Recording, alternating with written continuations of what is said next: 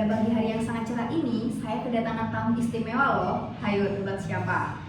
Nah, untuk di sebelah kanan saya ini ada Bapak Lutfi. Halo.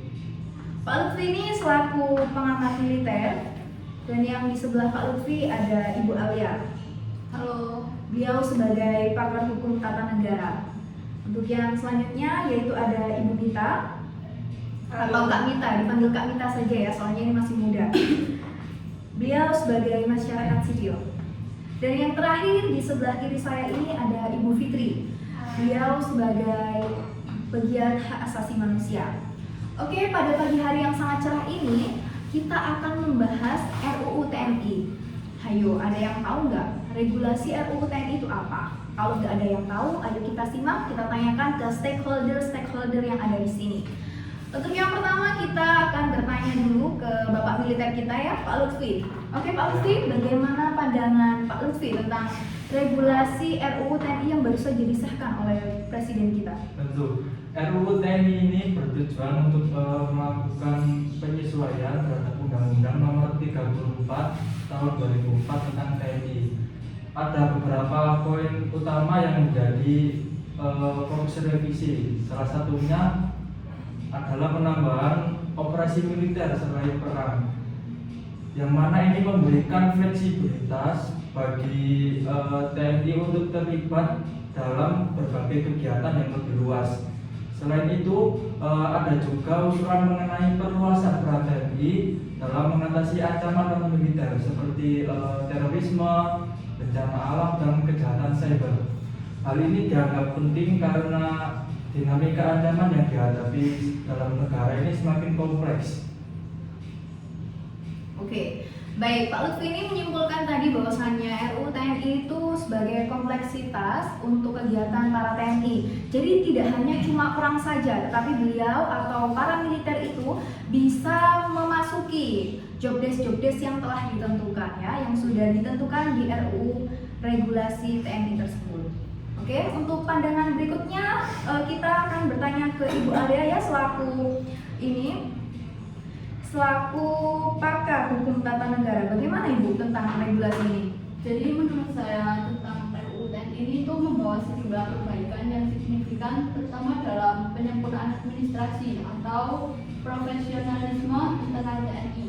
Karena di dalam lingkup TNI itu sendiri, terutama terkait dengan administrasi dan peningkatan profesionalisme internal TNI itu tujuannya untuk menciptakan organisasi militer yang lebih modern. Begitu ya. Tetapi itu bukannya hanya menguntungkan para militer saja. Lalu bagaimana dengan masyarakat? Itu masih belum dipikirkan ya Bu ya. Kita langsung saja bergeser ke pihak masyarakatnya dulu. Bagaimana nih pandangan dari masyarakat tentang regulasi RUU TNI ini? Oke, pada Kak Mita ya? Iya namanya Kak Mita ya? Ya. Kak Mita bagaimana Kak Mita tentang regulasi RUU TNI ini? Apakah harusnya ini disahkan atau direvisi lagi? Ya harusnya itu direvisi, karena saya sebagai mahasiswa yang baru lulus itu kesusahan untuk mencari pekerjaan yang berkecimpungan di dunia politik.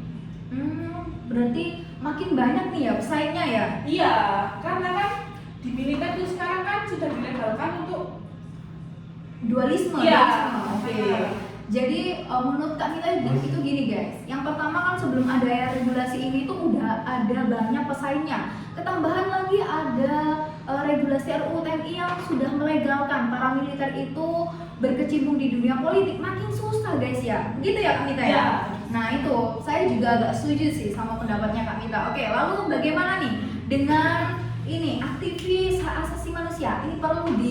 Ini perlu disimak guys, karena ini oleh Ibu Fitrinya langsung, oleh aktivis hak asasi manusianya langsung. Perlu disimak ya. Oke, langsung aja. Ibu Fitri, bagaimana untuk pandangan Ibu Fitri selaku aktivis hak asasi manusia terkait regulasi RUU TNI? Oke, baik ya Mbak. Terima kasih atas waktunya untuk memberikan saya berbicara. Kalau dari pandangan saya sendiri terkait tentang kebijakan RUU TNI yang baru saja ini disahkan oleh Presiden ini. Nah, tetapi di dalam kebijakan tersebut itu masih terdapat banyak banget pro dan kontranya terkait dengan isi kebijakannya, seperti dari pihak militer masyarakat atau aktivis-aktivis lainnya.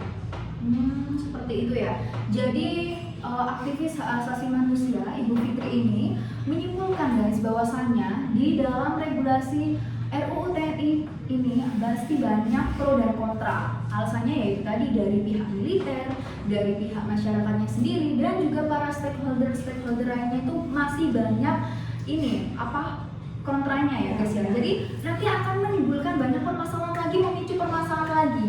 Jadi akan menambah lagi permasalahannya. Contohnya masalahnya apa sih Kak? Nah contohnya seperti banyak pengangguran mengakibatkan kriminalitas dan ekonomi Indonesia juga turun guys ya, seperti itu.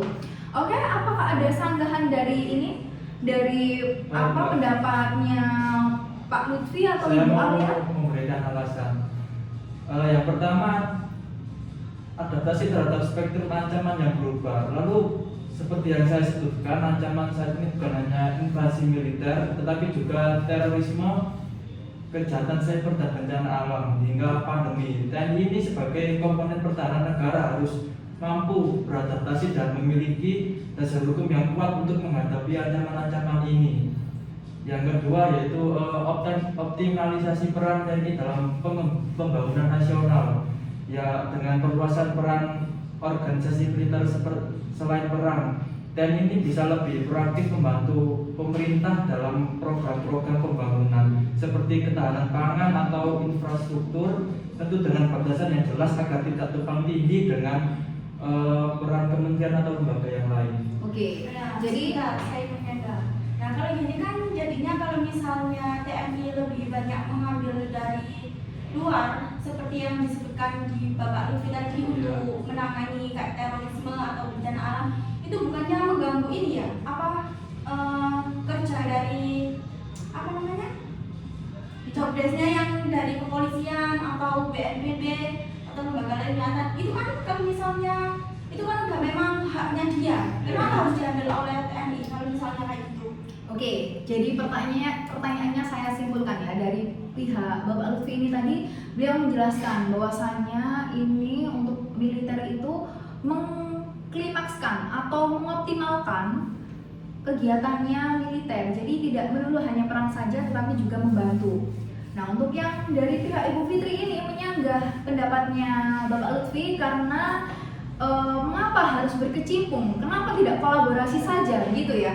Mengapa enggak kolaborasi saja, bekerja sama, tidak harus memiliki 2 jabatan seperti itu ya guys ya. Oke, untuk Ibu Alia dengan ini Kak Mita, apakah ada sanggahan? Ya, terkait RUU TNI yang baru ini kemungkinan dirancang untuk menyelaraskan regulasi ya dengan tuntutan reformasi TNI yang terus berjalan, termasuk aspek profesionalisme, akuntabilitas. RUU ini sebagai langkah untuk maju memperbarui payung hukum TNI agar lebih relevan dengan tantangan kontemporer seperti ancaman cyber, kejahatan transnasional, atau peran TNI dalam operasi kemanusiaan dan penanggulangan bencana. Oke, jadi poinnya itu hampir sama ya sama Pak Lutfi ini tadi. Tapi kalau seperti itu, menurut pendapat saya pribadi, itu hanya menguntungkan dari pihak sisi militer saja. Tetapi untuk masyarakat sipil biasa atau mungkin lembaga-lembaga lainnya itu masih bingung. Ya, jadi untuk kedua belah pihak ini, yang di sisi kanan saya ini pro dan di sisi kiri saya ini kontra, mereka akan beradu argumen. Nanti kita akan tanyakan juga, saya akan menanyakan juga apakah regulasi ini perlu direvisi atau disahkan saja. Bagaimana untuk Pak Lutfi? Disahkan atau direvisi lagi? Disahkan saja Mbak, karena ya itu tadi buat mengatasi masalah-masalah yang baru-baru ini terjadi seperti kejahatan cyber. Kalau yang bisa Anda tahu kan sekarang banyak ini hacker-hacker dari luar negeri ini mulai masuk ke dalam Indonesia, seperti contohnya Bjorka itu, lalu seperti itu. Oke. Terus kalau misalnya disahkan gimana? Ini nasib dari mahasiswa yang baru saja keluar yang tapi dia itu ingin kecimpung di dunia politik ini ya. gimana kalau misalnya nggak direvisi dulu? Kan itu menguntungkan dari pihak Anda sendiri, maksudnya dari pihak militernya sendiri. Terus gimana dengan nasib orang biasa?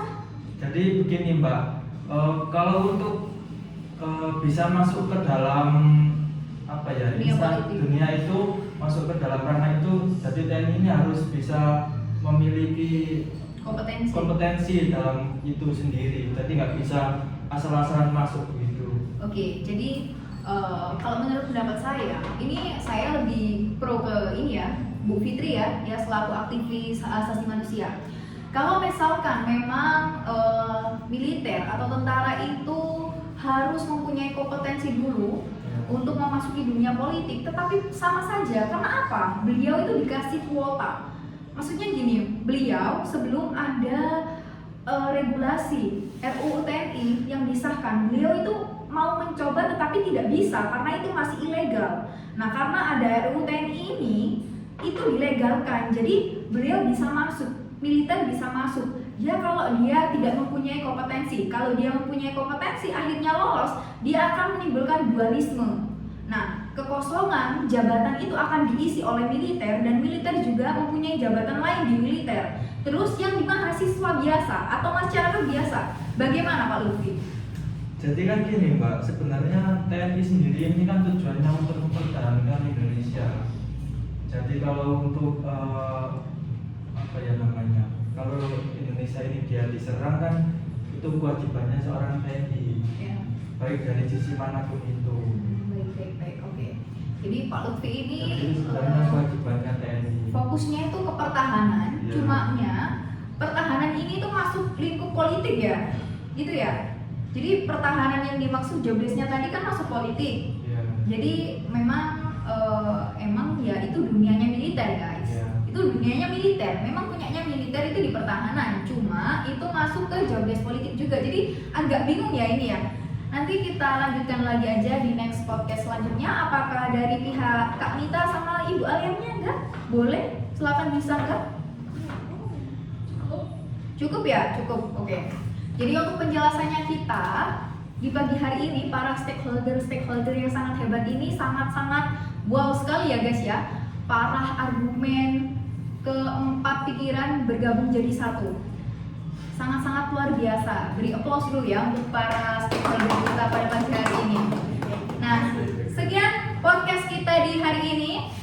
Apabila saya selaku pembawa acara ada salah kata, saya mohon maaf yang sebesar-besarnya. Wabillahi taufiq wal hidayah. Wassalamualaikum warahmatullahi wabarakatuh. Dadah.